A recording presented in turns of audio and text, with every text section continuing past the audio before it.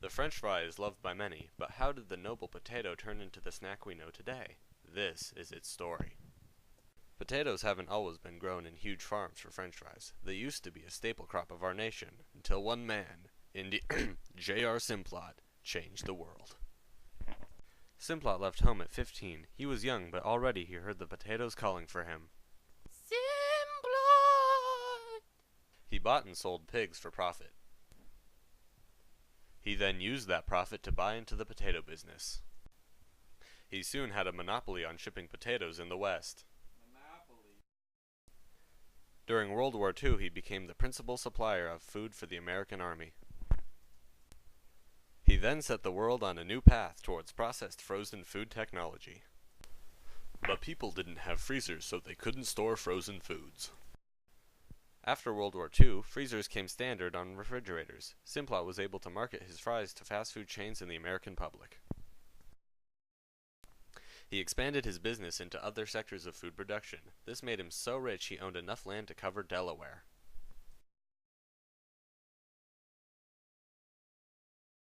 High profit margins make the frozen potato business a very competitive one. Since 1980, the tonnage of potatoes grown in Idaho has nearly doubled.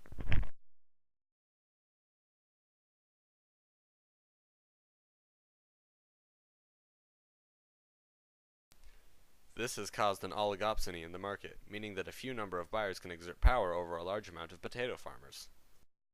In 1996, potato prices were so low it would have been more profitable for farmers to let the potatoes rot in the fields than to harvest them. Family farms are being absorbed by large corporate farms, largely due to their failure to unionize. Today there are only about 1,100 potato farmers in Idaho, barely enough to fill a high school auditorium. But why would you want to?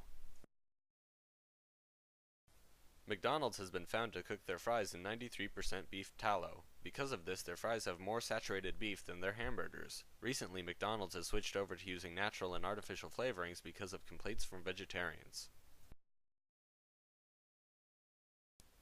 Natural and artificial flavorings are very similar. The flavor industry keeps their formula secret, so consumers think that the taste is brand specific. Eric S. describes a flavor plant he visited as a real-life version of Willy Wonka's factory, with colorful test tubes filled with mysterious liquids all around. These lab-created flavors are used for all sorts of foods, such as chips, breads, cereals, pet foods, books, toothpaste, mouthwash, and sports drinks. In fact, the basic sense behind that of shaving cream are the same as that of a TV dinner.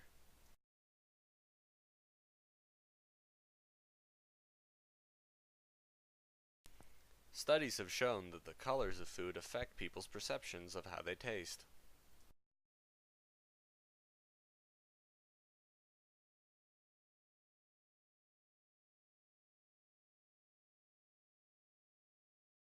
Legend has it a German scientist discovered methylanthanolate, the common grape flavoring, while randomly mixing chemicals in his lab, filling the room with the sweet aroma of grapes.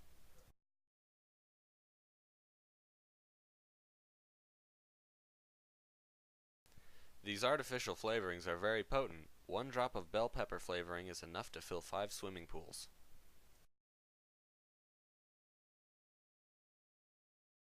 They also cost very little. In fact, the flavoring of a can of Coke only costs half a cent.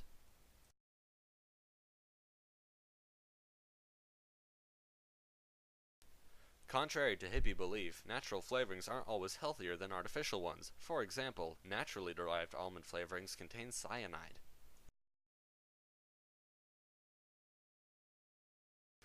Aside from the flavor, the mouthfeel of the food is also important.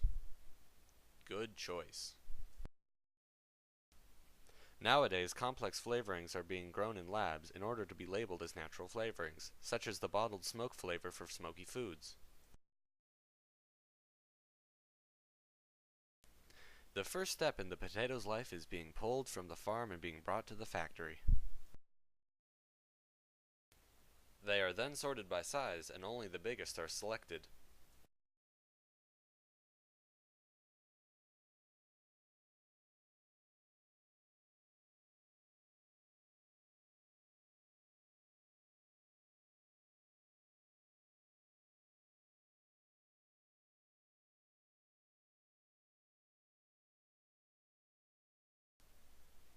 The potatoes are placed into streams and sent to different holding bays in the factory. Then they are blasted with steam to remove their skin.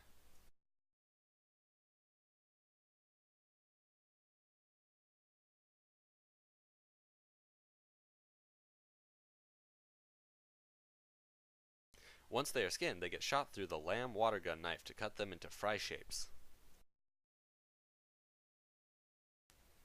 They are checked by cameras for defects.